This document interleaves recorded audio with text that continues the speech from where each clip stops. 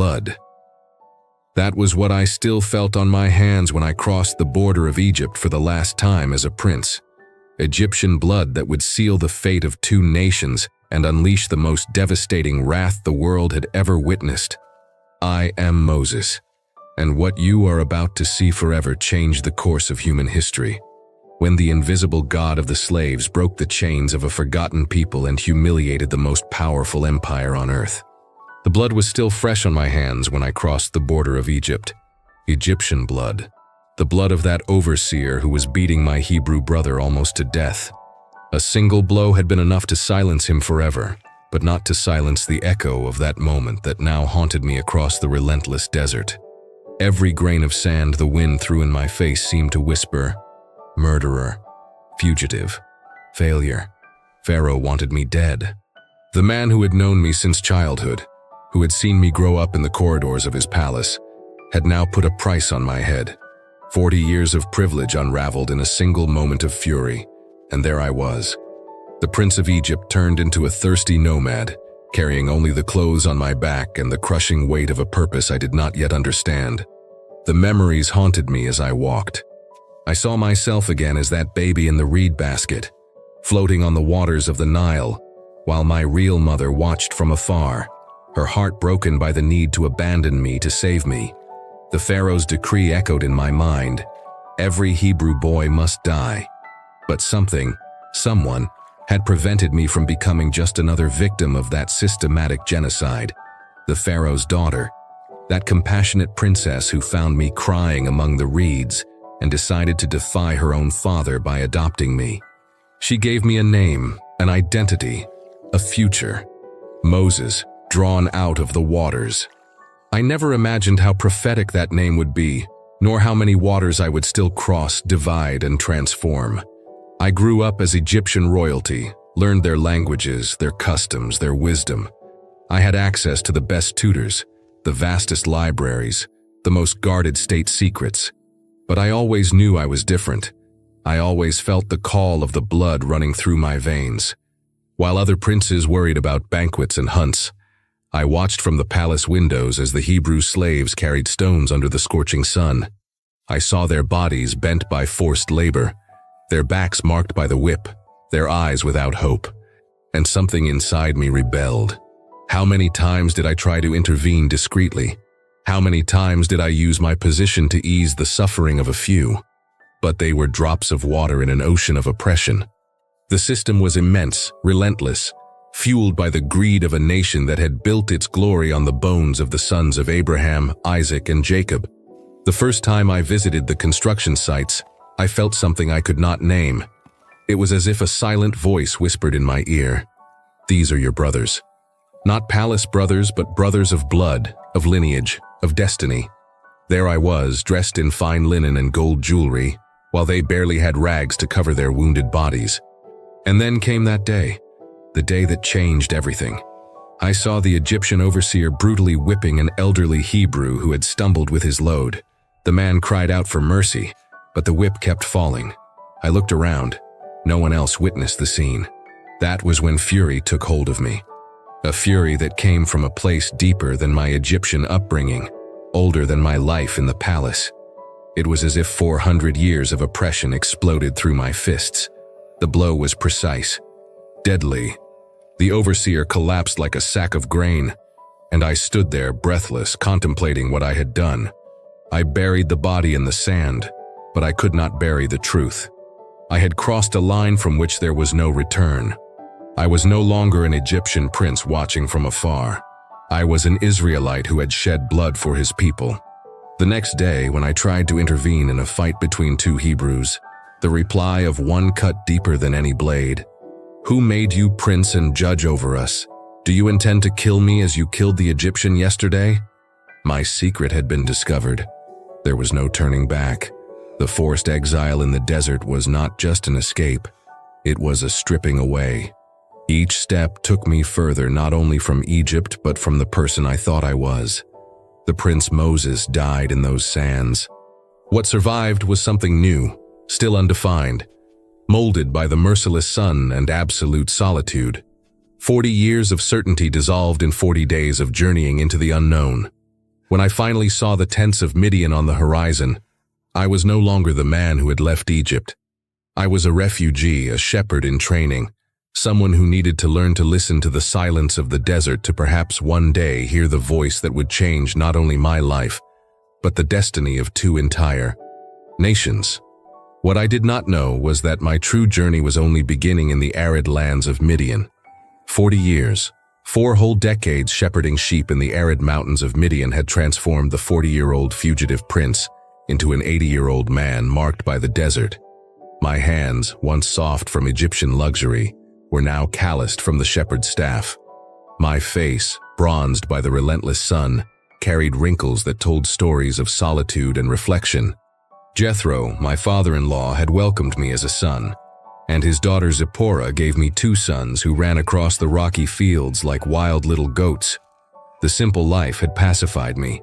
I woke before dawn, led the flock through the scarce pastures, returned at sunset.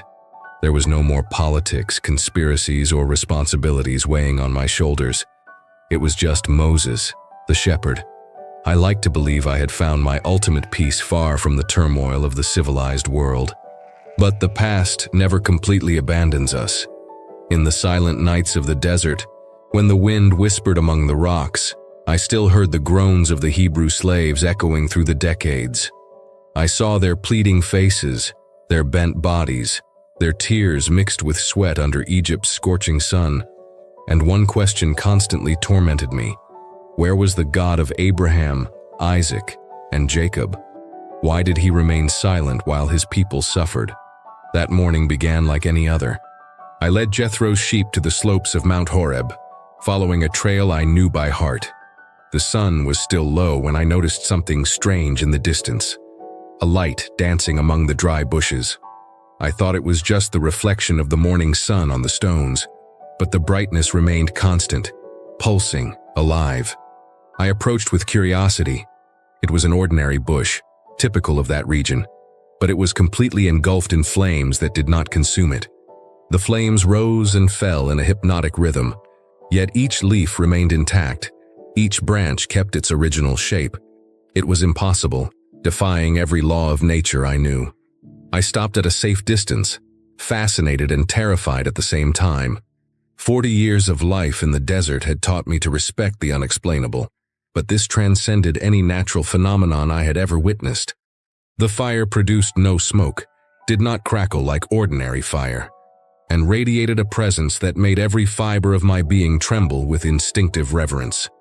Then the voice echoed from the midst of the flames. He called me by name.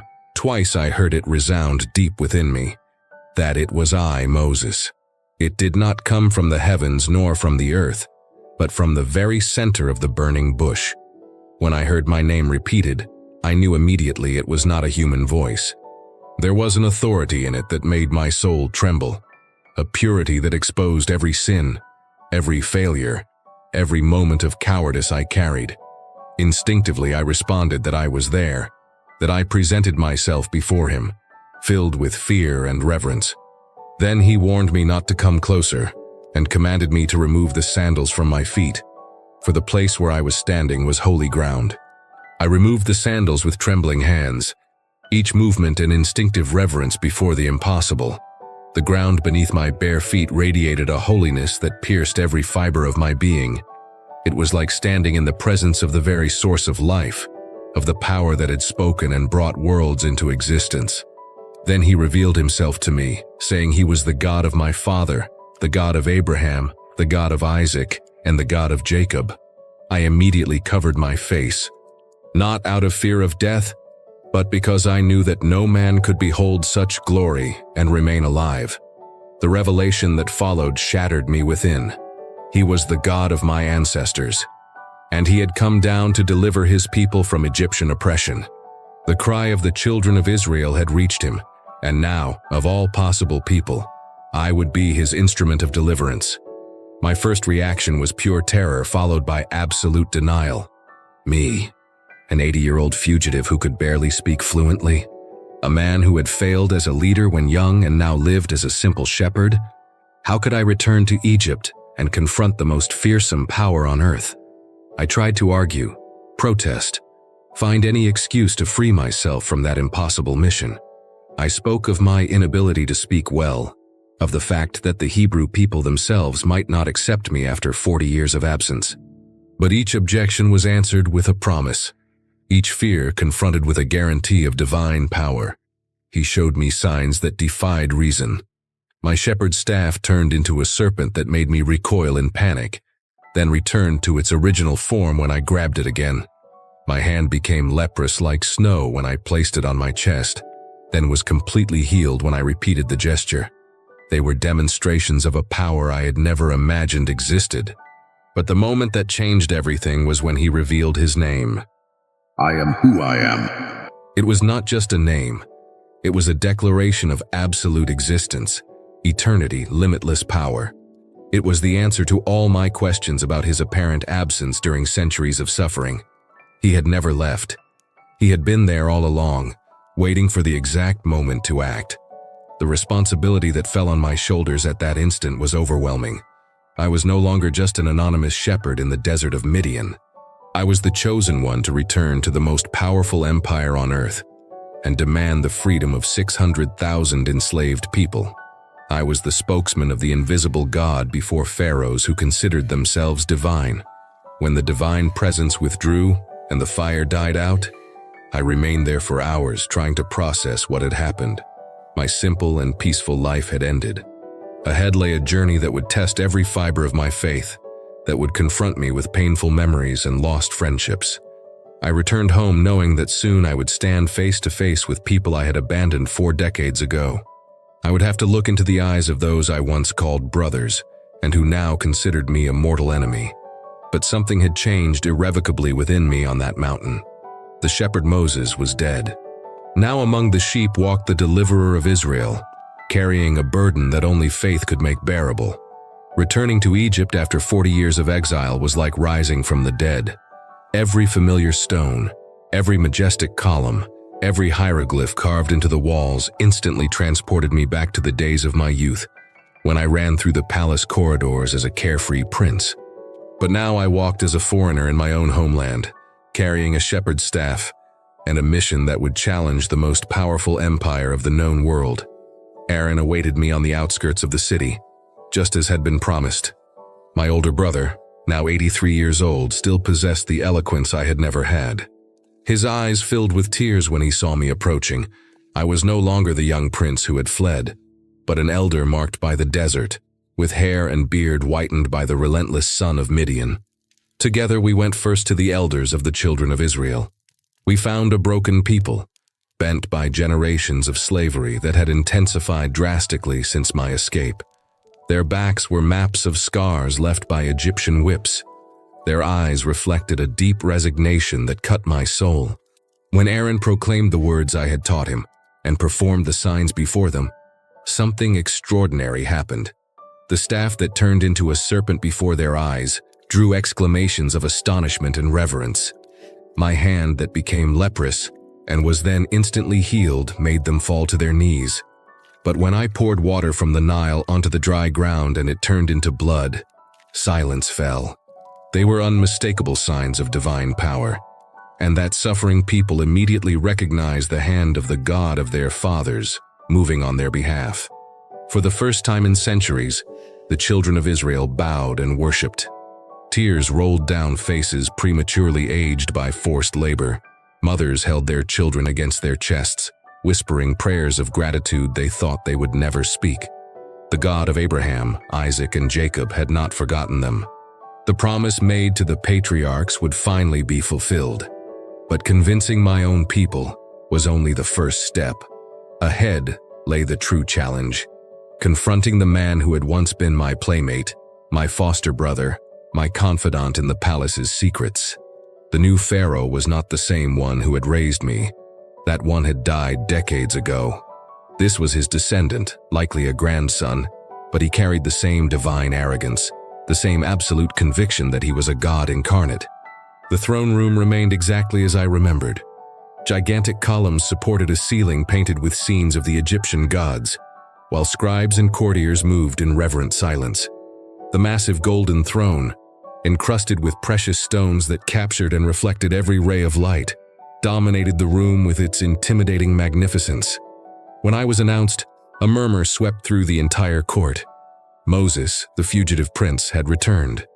Some older courtiers recognized me immediately, their eyes widening in shock and disbelief. The young man who had fled as a criminal now returned as a prophetic-looking elder, wearing simple shepherd's clothes and carrying only a rustic staff. Pharaoh observed me for long moments before speaking. His eyes held a complex mix of curiosity, disdain, and something that could be interpreted as a shadow of lost affection. He knew the stories about me, had grown up hearing tales of the prince who had betrayed his own class to defend Hebrew slaves. But to see me there, decades later, must have been like beholding a ghost from the past. My request echoed through the hall like a distant thunder, to let the people of Israel go to worship their God in the desert for 3 days. Simple words, but they carried the weight of 400 years of captivity. They were not just words. They were a declaration of war against the entire economic and religious structure of Egypt. Pharaoh's response was predictable, yet still cutting. Who was this Lord of the Hebrews that he should obey his voice? The gods of Egypt had made his nation the most prosperous and powerful on earth. The Nile was their deity, Ra was his heavenly father, and he himself was the embodiment of Horus. Why should he bow before an invisible deity of an enslaved people? I demonstrated the signs I had been given, but the court magicians reproduced them with their occult arts. My staff turned into a serpent, but theirs did too. The difference was that my serpent devoured theirs, a dark foreshadowing of what was to come. But Pharaoh's heart hardened before what he had witnessed. His final words echoed like a sentence. He not only refused our request, but would intensify the oppression over the children of Israel. If they had time to think about worship, it meant they were not working hard enough.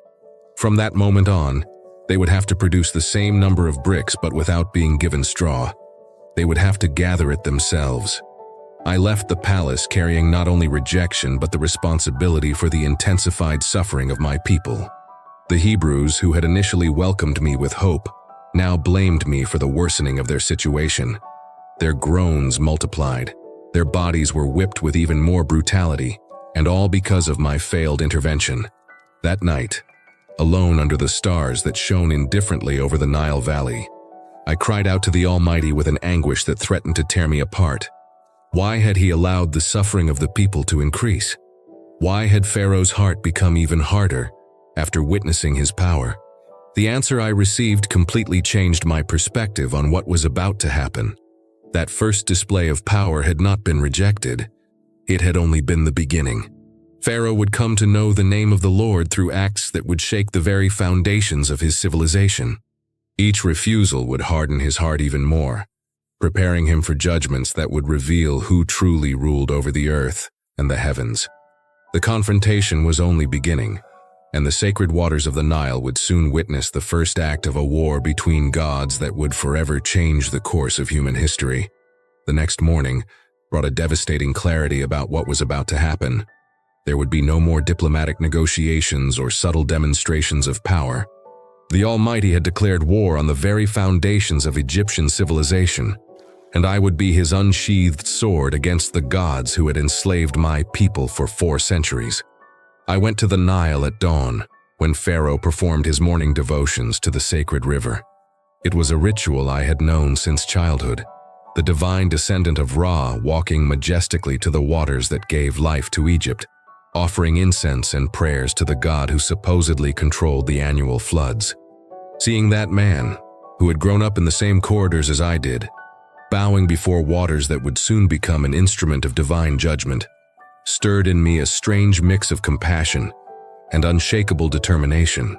Aaron was at my side, carrying the staff that had become the symbol of the power we represented. The courtiers and priests accompanying Pharaoh watched us with a mix of curiosity and disdain as we approached. To them, we were just 2 elderly Hebrews disturbing a sacred ritual with our primitive superstitions. When I once again proclaimed the demand for freedom, Pharaoh's response was a scornful laugh that echoed along the riverbanks. His magicians positioned themselves strategically, ready for another display of their occult arts to refute our power. Egyptian pride was about to be shattered, though they did not yet know it.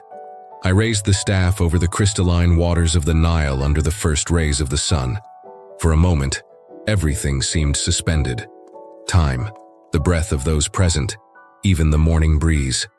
Then, as if an invisible force had poured red ink from the very throne of heaven, the transformation began. The change was not gradual. It was instant, absolute, terrifying. The clear waters turned to red blood in a matter of seconds, as if every liquid drop had been replaced by the vital fluid of some cosmic sacrifice. The metallic, nauseating smell of fresh blood spread through the air, causing several people to instinctively recoil. The fish began to die immediately. Thousands floated to the surface, their silver scales grotesquely contrasting with the thick red that was now their liquid tomb.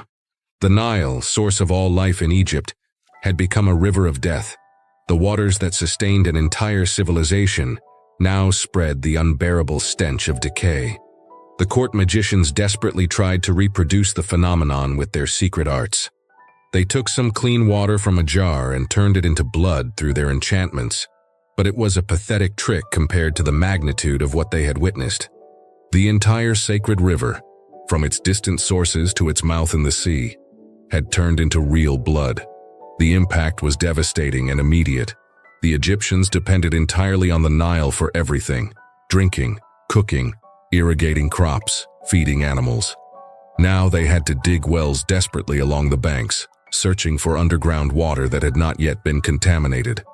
Their hands bled as they dug into the hard earth, trying to find a few drops of clean water for their thirsty families. The irony was overwhelming. The river they worshipped as a deity had turned against them. Hapi, the god of the floods, seemed to have gone mad. Sobek, the crocodile god, saw his domain transformed into a scarlet nightmare.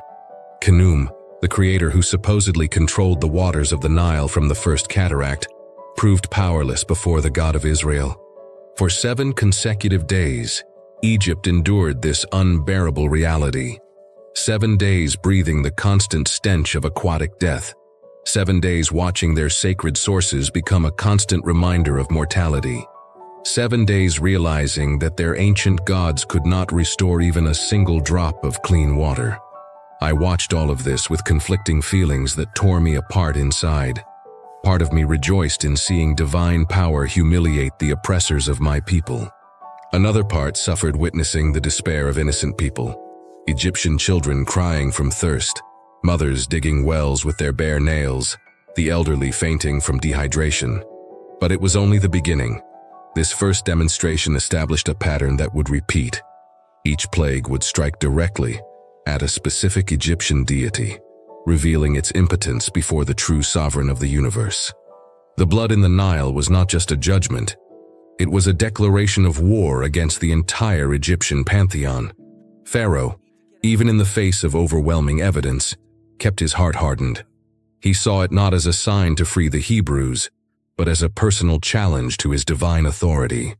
Every drop of blood staining his sacred river only strengthened his determination to prove that the gods of Egypt were superior to the invisible god of the slaves. As the 7th day drew to an end and the waters remained red, a new tension filled the air. The Egyptians whispered among themselves about what else might happen. The Hebrews, protected in Goshen where their waters remained crystal clear, began to understand that their liberation would cost much more than they had imagined. The sepulchral silence that settled over the Nile Valley on that 7th night was not peace. It was merely the pause before the next storm approaching the contaminated waters. 7 days of blood had passed when the Nile finally returned to normal, but the false sense of relief that spread through Egypt lasted less than a single breath. Pharaoh's heart remained harder than granite, and the Almighty was only warming up for the display of power that would come next. The second encounter took place at the same sacred spot where the waters had turned to blood. This time, however, I knew I would witness something even more disturbing to the Egyptian mind. It would not just be the desecration of a natural element, it would be the complete invasion of their most intimate and sacred spaces by creatures they associated both with fertility and with repulsion. When I once again stretched the staff over the restored waters of the Nile, the response was immediate and deafening. The sound began as a distant murmur, then intensified until it became a deafening chorus echoing throughout the valley.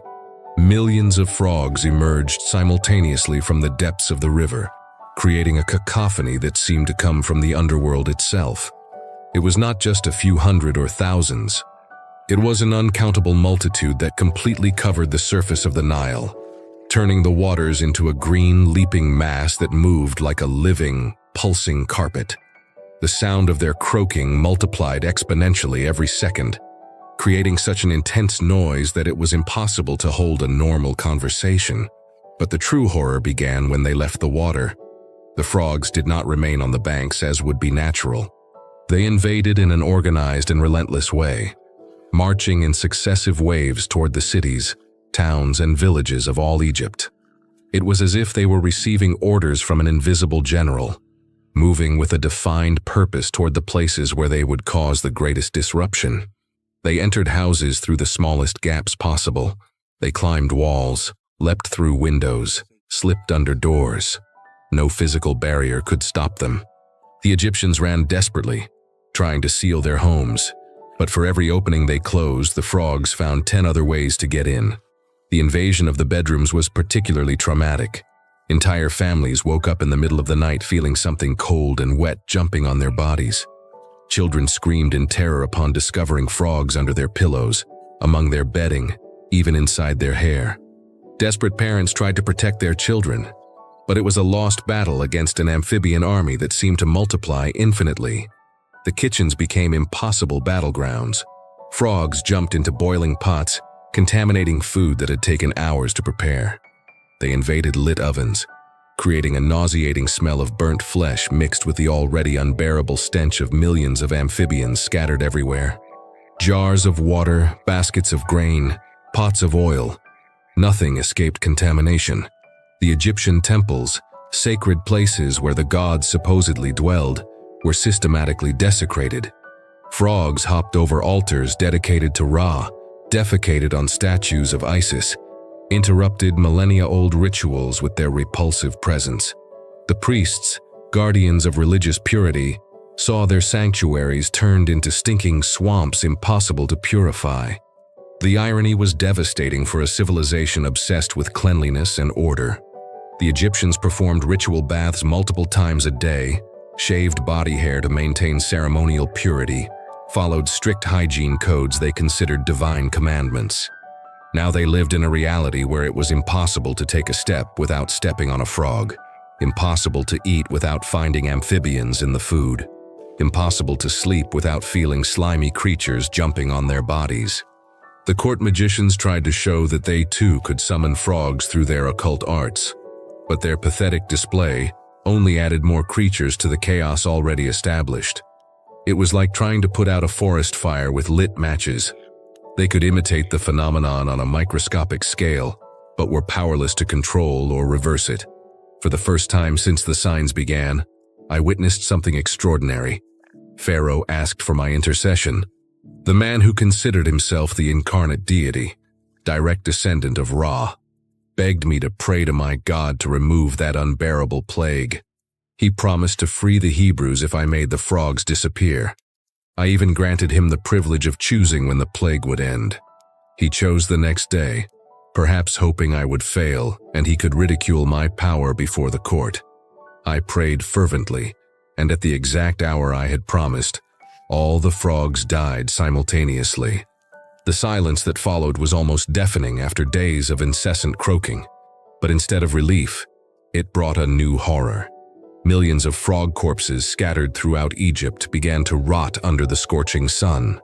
The stench of decomposition became so unbearable that people had to constantly cover their faces to breathe. The Egyptians piled the carcasses into huge mounds that looked like small mountains scattered across the landscape. The smell of death saturated the air so completely that it was impossible to escape it, even in the most ventilated areas. It was as if the entire country had turned into an open-air cemetery. But as soon as the air cleared and life returned to normal, Pharaoh's heart hardened again. The promise of freedom was forgotten as if it had never been spoken. The memory of humiliation faded before his restored pride, and he once again defied the power he had just witnessed. A dark lesson was beginning to take shape.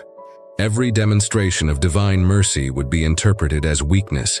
Every pause between judgments would be seen as an opportunity to resist even more stubbornly. The dust of the earth awaited its turn to testify against Pharaoh's obstinacy.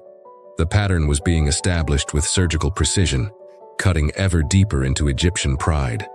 Blood had defiled their sacred river. Frogs had violated their most intimate spaces. And now the very dust of the earth, an element the Egyptians considered the source of their fertility and prosperity, would turn against them in an even more devastating way. There was no warning this time. I did not need to go to the palace or to the banks of the Nile for a dramatic confrontation. The third demonstration of divine power happened suddenly and inescapably, as if creation itself had received direct orders from the Creator to rebel against its oppressors. Aaron stretched out the staff and struck the dust of the earth with determined force.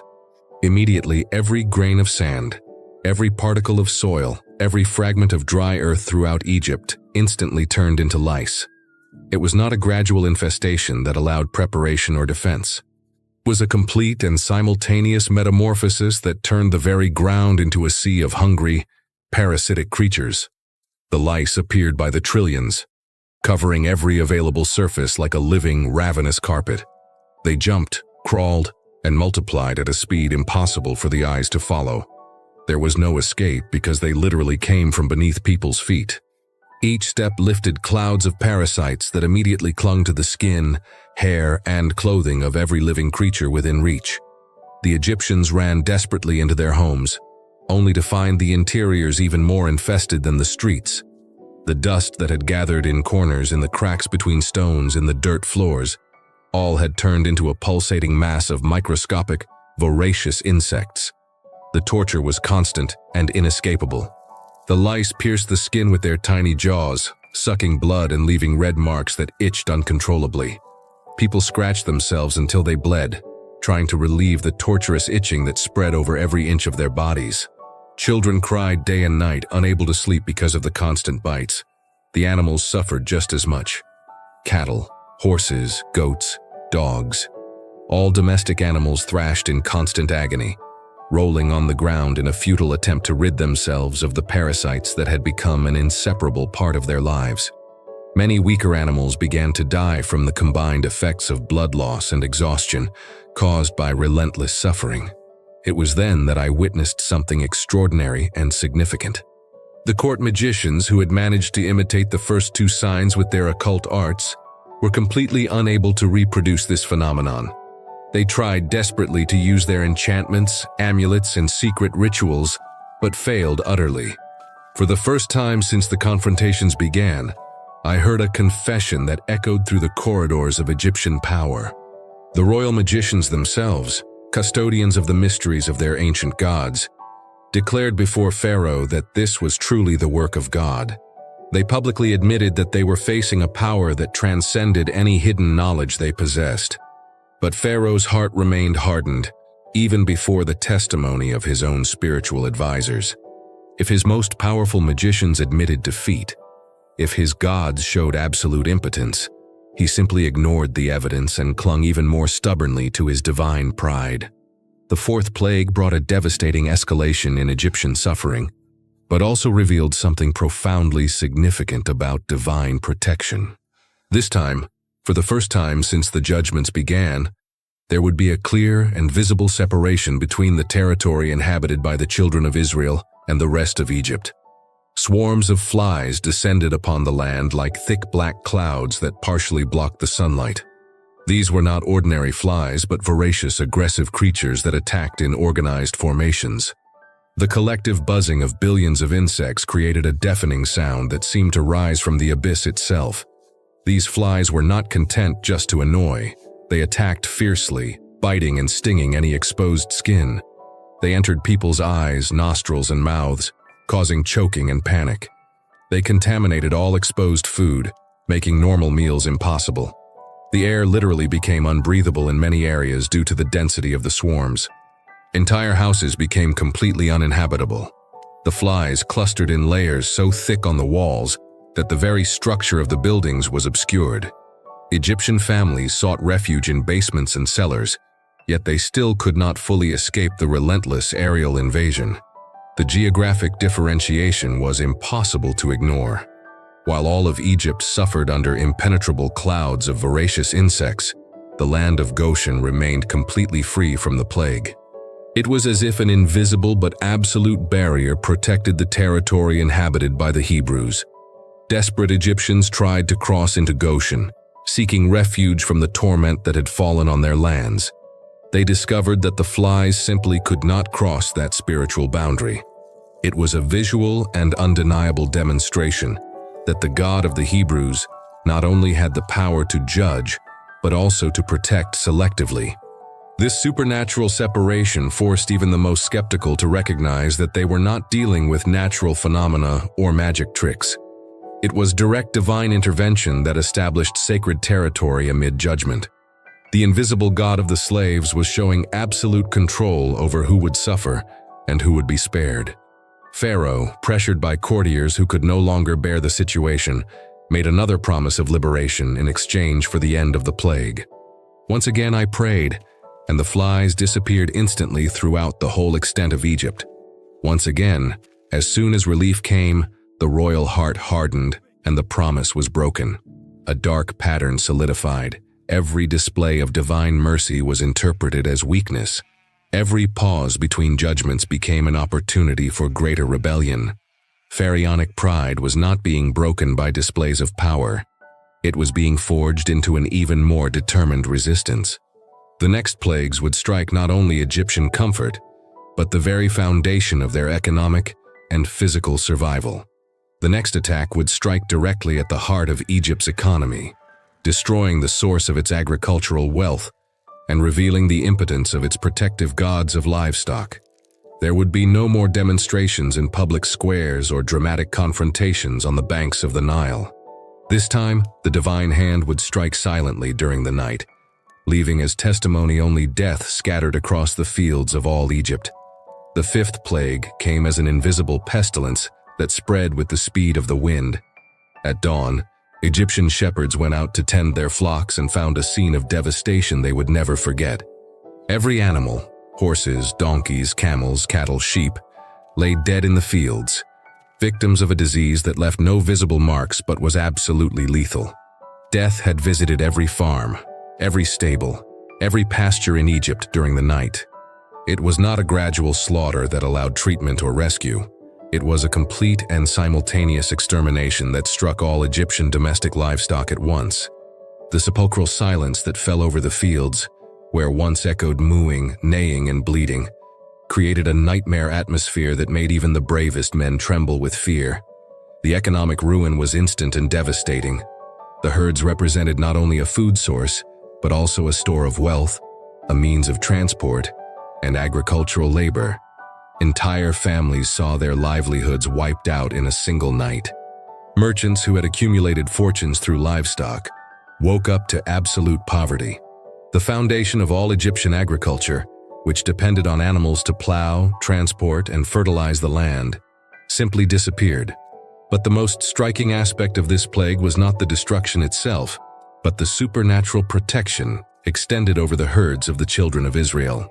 While every Egyptian animal mysteriously died, every Hebrew sheep, goat, and ox remained perfectly healthy in the pastures of Goshen. The separation was so clear and absolute that even the most skeptical could not deny the divine intervention. Desperate Egyptians crossed into Goshen, hoping to buy animals from the Hebrews to rebuild their devastated herds. They discovered that the Israelites not only had healthy animals, but herds that seemed to have multiplied during the night of the pestilence. It was as if the same force that destroyed the Egyptian livestock had blessed and protected the Hebrew livestock. Pharaoh sent investigators to confirm whether indeed all Egyptian animals had died, while the Hebrews remained untouched. The report confirmed the impossible.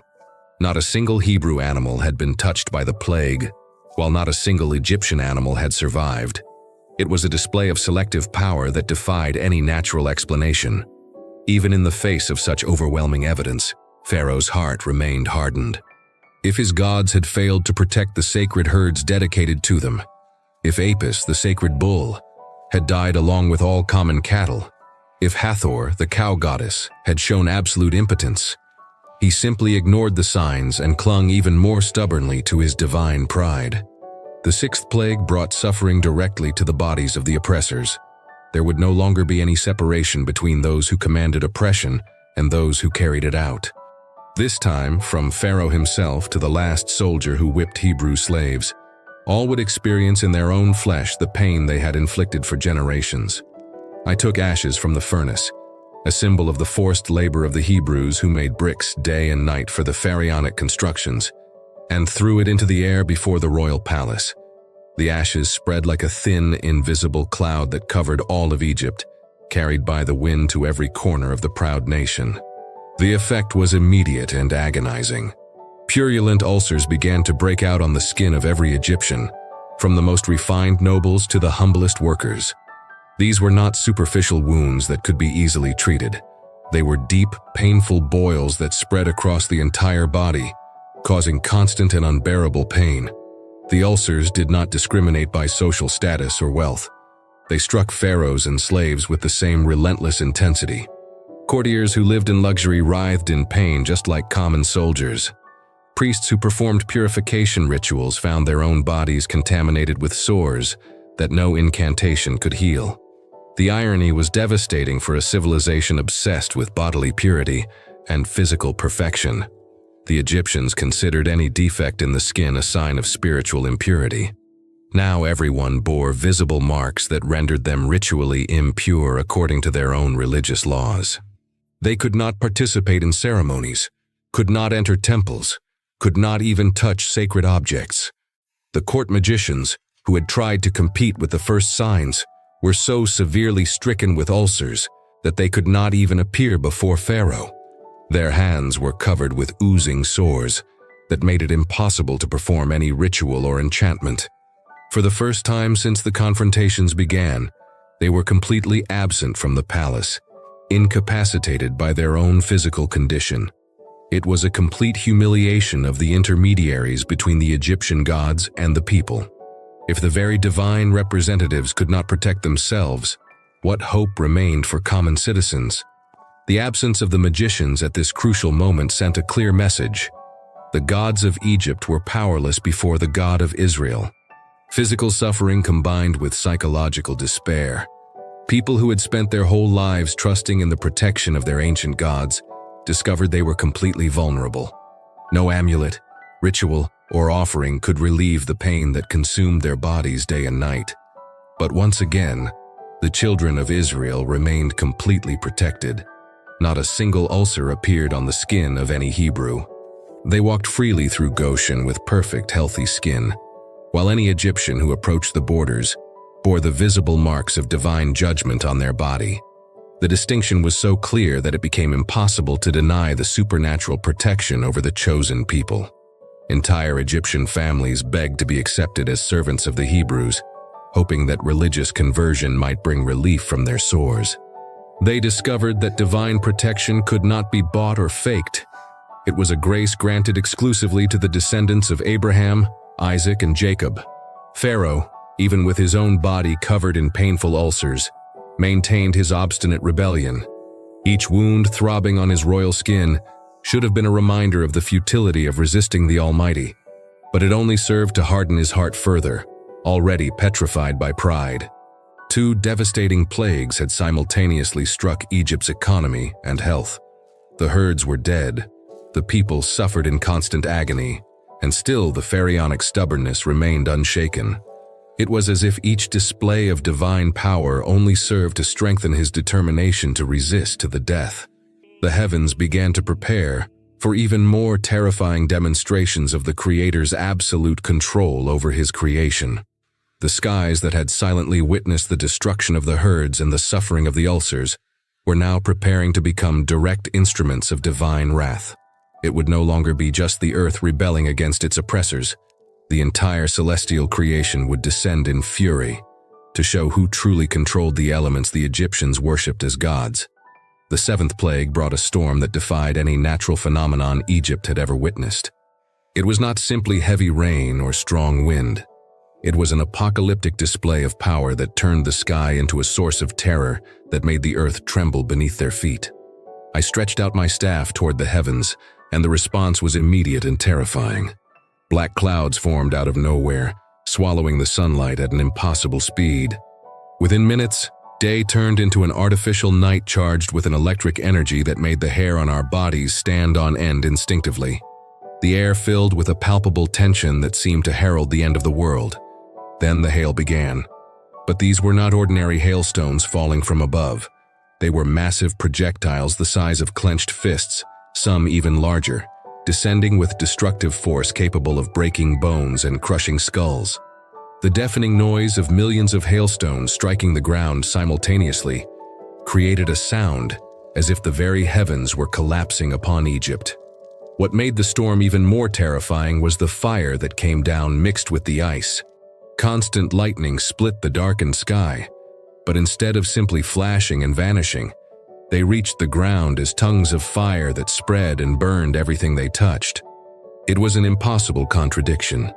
Fire and ice falling simultaneously from the sky, destroying with opposing elements that collaborated in a dance of devastation. Centuries-old trees were shattered in minutes. Thick trunks that had resisted storms for decades broke like twigs under the relentless impact of the hailstones. Houses with thatched roofs caught fire instantly when the lightning struck them, creating blazes that spread even under the rain of ice. The crops that had survived the previous plagues were completely annihilated. Entire fields of wheat, barley, and flax, crops essential for Egyptian survival, were reduced to wreckage within hours.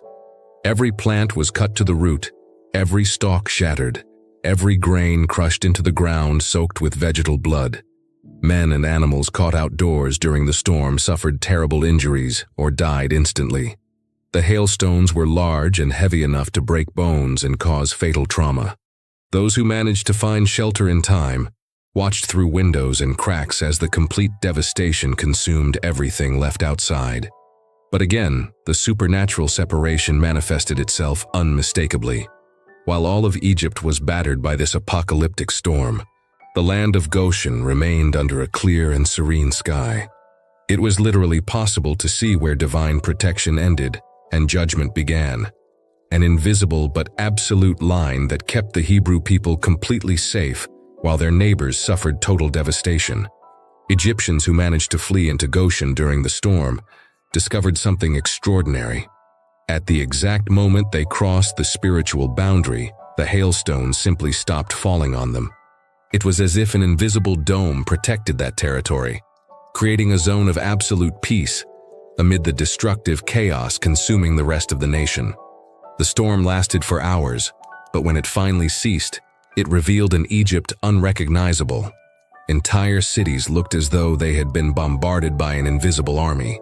Fields that had once been lush now resembled battlefields, covered with plant debris and stained with the blood of animals and people who had not found shelter in time. For the first time since the plagues began, some Egyptian courtiers began openly questioning the wisdom of resisting the God of the Hebrews.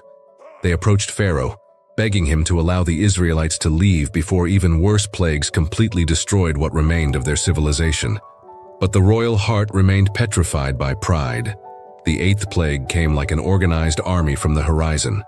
What began as a distant dark cloud revealed itself to be an invasion of locusts in proportions that defied human imagination. These were not local swarms that could be fought with fire or smoke.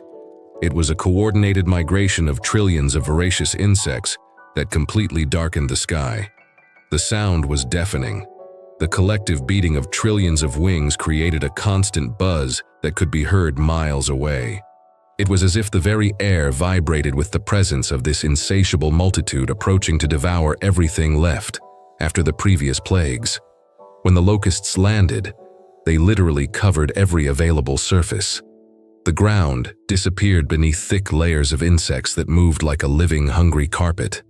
Houses, trees, fences, everything was completely obscured by the mass of creatures piling atop one another in impossible density. The agricultural devastation was absolute and systematic.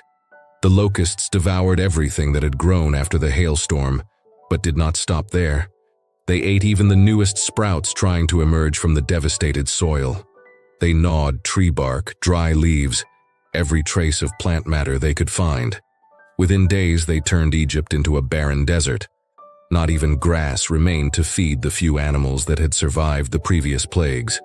The landscape became brown and dead, as if years of drought had consumed all plant life in a single week of voracious destruction. The economic despair was total. There were no more harvests to feed the population, no forage to feed the remaining work animals, no plant raw materials for industries dependent on flax, papyrus, and other agricultural products. Egypt was literally starving.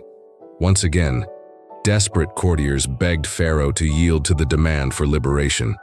Some openly questioned whether it was worth destroying the entire nation just to keep the Hebrews enslaved. But pharaonic pride proved stronger than any practical consideration. Pharaoh even summoned me and Aaron, offering partial freedom. The men could leave to worship, but the women and children had to remain as a guarantee of return. It was a desperate negotiation by someone beginning to realize he was losing an impossible war. But the divine demand was clear. The entire people must be set free, with no exceptions or conditions. When this demand was rejected, the locusts continued devouring even the last remnants of plant life trying to sprout from the devastated soil. Only when Pharaoh specifically begged for the removal of this plague, once again promising total liberation, did I pray for the locusts to be taken away. A powerful east wind rose instantly, carrying the entire swarm of insects to the Red Sea, where they drowned without leaving a trace. But as soon as relief came and the land breathed freely again, Pharaoh's heart hardened once more. The promise was broken like all the previous ones, and the royal stubbornness proved stronger than any devastation that could be inflicted on his nation.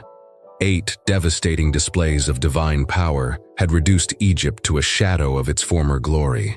But there still remained 2 final plagues that would strike not only the body and the economy, but the very soul of Egyptian civilization, plunging it into a darkness that would make all the previous plagues seem only rehearsals for the final act of this war between gods. 8 devastating displays of divine power had reduced Egypt to rubble, but Pharaoh's heart remained harder than granite.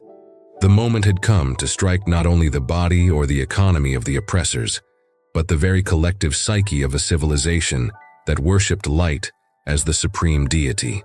The 9th plague would be a direct assault against Ra, the sun god, revealing his absolute impotence before the creator of all the heavenly lights. I stretched out my staff toward the heavens for the second to last time, knowing that what was about to happen would plunge an entire nation into the most primal terror the human mind can experience. It would not be merely the absence of light. It would be the tangible presence of a darkness that could be touched, breathed, felt like a living substance that suffocated the soul. The transformation was instant and absolute. At midday, when the Egyptian sun shone in all its splendor at the highest point in the sky, a supernatural darkness descended over the whole land of Egypt like an impenetrable black curtain. It was not the gradual dimming of an eclipse or the natural arrival of night. It was the sudden and complete extinction of every form of light. This darkness transcended any natural phenomenon. It was dense, palpable, oppressive in a way that defied human understanding. Egyptians stretched their hands before their faces and could not even see their own fingers. It was as if a black, viscous substance had materialized in the air, enveloping each person in an individual prison of absolute darkness. The psychological terror was immediate and devastating. An entire civilization that based its religious identity on the worship of the sun discovered that its supreme deity had been completely nullified by a higher power. Ra, the creator of light, the father of all the Egyptian gods, displayed total impotence before the God of Israel. His golden rays, his vital blessings, his comforting presence, all had been swallowed by a darkness that even his most powerful priests could not explain or reverse. People stumbled constantly, completely losing spatial orientation in their own homes. Mothers could not find their children even when they were in the same room. Fathers desperately called out to their families, hearing answering voices but unable to locate where they came from. It was as if each person had been isolated in an individual bubble of impenetrable darkness. Panic spread like fire. Those who tried to light torches discovered that the flames simply could not penetrate the supernatural darkness. Candles were lit and produced heat, but their light was immediately swallowed by the darkness as if it had never existed. It was a darkness that devoured light itself, creating an impossible reality that broke every known physical law. For 3 consecutive days, Egypt remained submerged in this tangible darkness. 3 days without being able to perform any normal activity. 3 days of total paralysis for an entire civilization. 3 days proving that their solar deity was powerless before the true sovereign of the universe. Immobility was complete. Egyptians were literally trapped where they stood when the darkness descended, unable to move safely, due to the complete lack of visual orientation. Some tried to feel their way along walls but quickly lost their sense of direction, spinning in circles, unable to find even the doors of their own rooms. Psychological anguish intensified hour after hour. The darkness was not just visual, it was spiritual, creating an oppression that weighed on the soul like a gigantic stone. People reported sensations of suffocation, even while breathing normally, as if the darkness itself were consuming the air around them. But the most striking and humiliating aspect of this plague was the supernatural separation that once again manifested with absolute clarity. While all of Egypt was submerged in a darkness that could be felt, every dwelling of the children of Israel in Goshen shone with natural, clear light. It was not just that the Hebrews had light. They had the same daylight they had always known, as if the plague simply did not exist in their territory. Israelite families continued their normal activities. Children played under the sun. Farmers worked in the fields under a blue, clear sky that contrasted drastically with the absolute darkness surrounding their borders. Desperate Egyptians tried to crawl blindly toward Goshen, following rumors that there was light there. Those who managed to reach the borders of the Hebrew territory witnessed something that defied any rational explanation. A perfectly defined dividing line between darkness and light, between judgment and divine protection. It was possible for an Egyptian to stretch a hand across the invisible border and see it illuminated by the light bathing Goshen, while the rest of their body remained submerged in oppressive darkness. Some even tried to push only their heads through the spiritual barrier, experiencing instant relief from the psychological oppression, but discovering they could not stay there. They were gently but firmly pushed back into the darkness. During these 3 days of horror, I heard reports of Egyptians who temporarily lost their minds from the constant terror. The combination of absolute darkness, forced isolation, and spiritual humiliation broke minds unprepared to face the reality that their ancient gods were powerless. Some priests of Ra suffered mental collapse upon realizing that all their solar rituals, their morning prayers, their incantations dedicated to the sun, God could not produce even a faint ray of light. It was the end of an entire religious cosmology that had sustained Egyptian civilization for millennia. On the 3rd day, when the darkness finally lifted and natural light returned to Egypt, the relief was so intense that many Egyptians fell to their knees weeping simply because they could see again. But the psychological damage was done. Confidence in the supremacy of their gods was irreparably shaken. Pharaoh summoned me once more, his voice carrying an exhaustion he could no longer hide. He offered an even greater concession. All the people could leave to worship, but the herds must remain in Egypt as a guarantee of return. It was the most generous offer he had made so far, revealing how much those 3 days of darkness had affected even his seemingly unshakable resolve. But the divine demand remained absolute: complete liberation without conditions or guarantees. All the people, all the herds, all the possessions, everything had to be set free without restriction. When I rejected this final attempt at negotiation, something definitively changed in Pharaoh's expression. His final response echoed through the palace like a death sentence. Never again should I appear before him, for on the day he saw my face again, I would die. It was a desperate threat from someone who had lost all moral authority, but still clung to political power through intimidation. My reply was prophetic and grim. He was right. He would never see my face again. But before our last conversation ended, there would be one final plague that would make all the previous ones seem like gentle warnings. a plague that would strike every Egyptian household so devastatingly that Pharaoh himself would not only beg for our departure, but would drive us out of Egypt laden with gifts so that we might leave as quickly as possible. Midnight was approaching, and with it would come the final judgment that would forever seal the fate of two nations. The 10th plague would not be like the others. It would not strike crops, animals, or even the physical comfort of the Egyptians. This would be a sharp blade cutting directly into the heart of every family, taking what was most precious in their lives and leaving a void that could never be filled. It was the final judgment, the ultimate act of a spiritual war that would test the limits of human resistance against the divine will.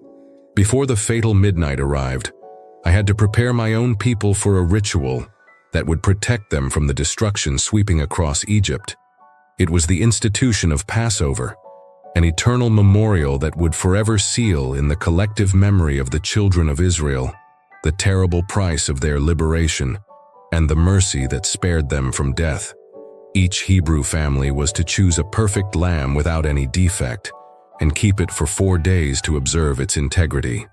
On the afternoon of the 14th day of the month at sunset, they were to sacrifice it and sprinkle its blood on the doorposts and lintels of their houses.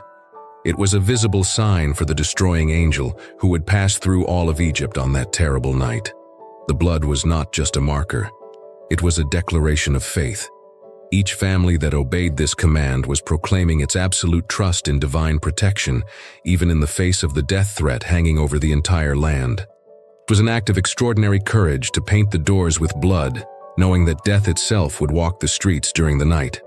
I watched my people carry out this ritual with a mixture of solemnity and sacred fear. Fathers explained to their small children why they were marking their houses with blood, trying to keep their voices steady while their hearts tightened at the thought of what would happen to the Egyptian neighbors they had known for decades. Mothers prepared the Passover meal with silent tears streaming down their faces, knowing that this would be a night that would forever change their lives. The lamb's meat had to be roasted whole and eaten with bitter herbs and unleavened bread. Nothing could be left until the next day. Everything had to be burned before dawn. It was a meal of urgency, eaten while standing, with belts fastened and sandals on their feet, ready to depart at any moment when the order of liberation finally came. While the Hebrew families prepared for the most important night of their history, a supernatural tension began to settle over all of Egypt. It was as if the very atmosphere thickened with the approach of final judgment. Animals grew restless without apparent reason, dogs howled incessantly, and a sense of dread weighed on every Egyptian heart. Midnight arrived with a sepulchral silence that seemed to suck all sound from the land. Then, in impossible and terrifying unison, began the wail that would echo across the whole of Egypt, like a deafening chorus of human despair. It was not a single cry or sob. It was a collective moan rising simultaneously from thousands of homes where death had entered like a silent thief. In every Egyptian house, from the royal palace to the humblest peasant hut, the firstborn male had died instantly. Age did not matter. Infants in cradles, playful children, young adults in their prime, mature men with family responsibilities. All the firstborn were touched by the invisible hand of death at the exact same moment. What made this tragedy even more devastating was its silent and inexplicable nature. There were no signs of violence, illness, or injury. The dead simply seemed to have fallen peacefully asleep, but no human power could awaken them. It was as if their souls had been summoned simultaneously to appear before the heavenly tribunal. In the royal palaces, Pharaoh's own son, heir to the throne, future ruler of the most powerful empire on earth, lay motionless in his golden bed. All the pomp and magnificence surrounding his life, all the grand plans for his future, all the refined education he had received, all became instantly irrelevant before the relentless reality of death.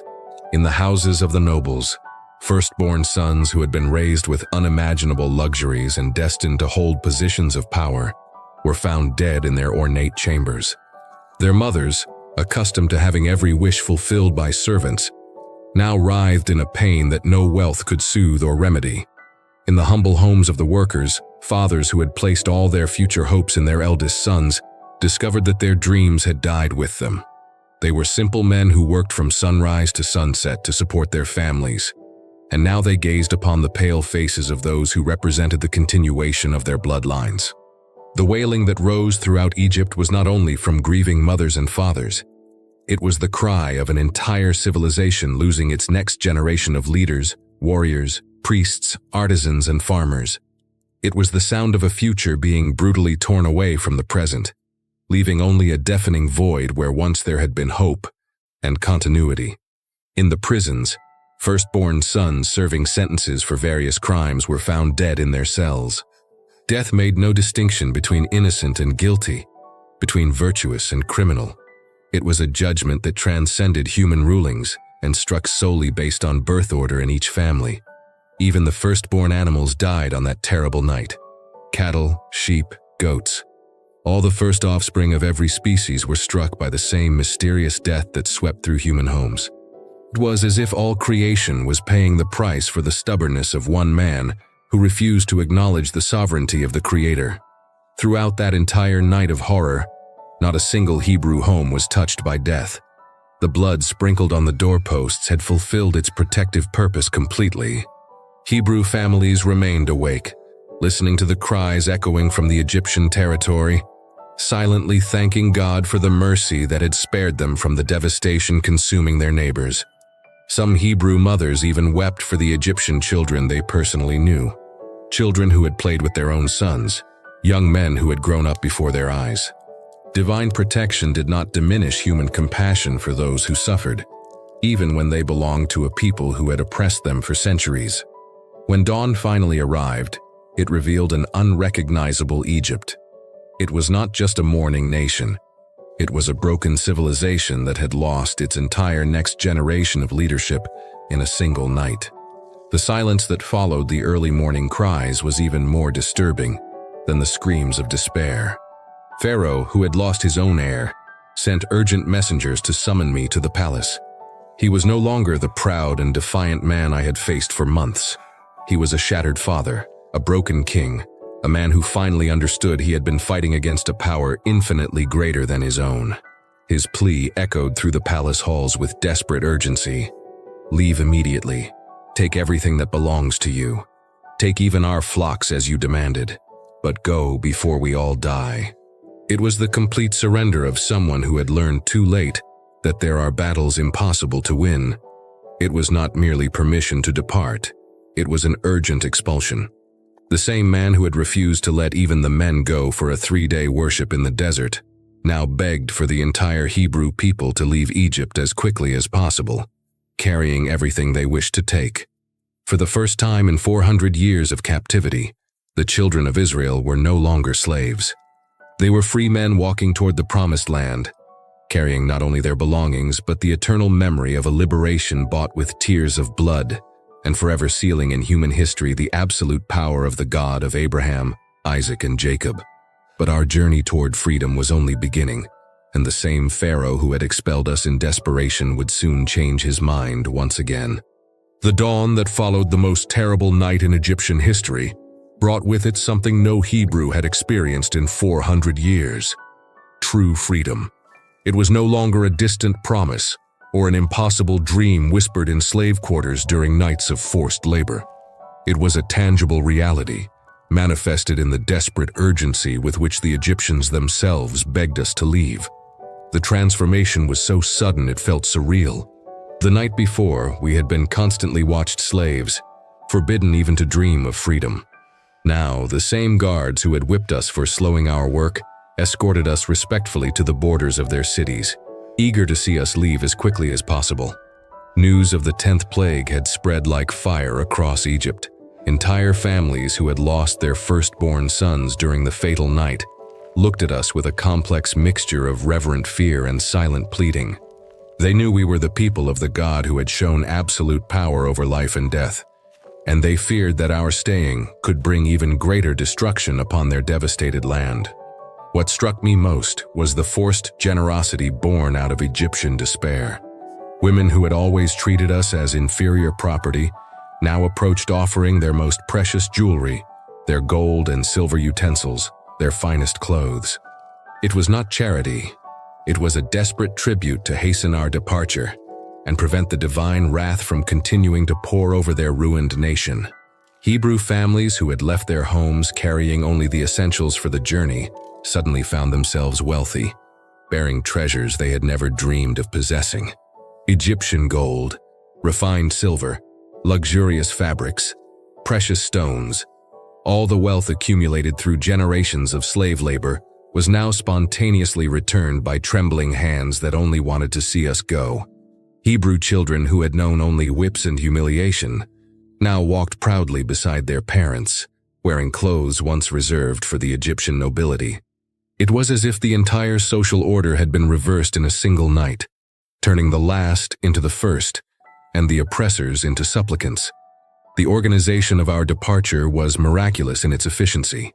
600,000 adult men, accompanied by their wives and children, along with a mixed multitude of other peoples who joined us, formed a human procession stretching for miles across the Egyptian landscape.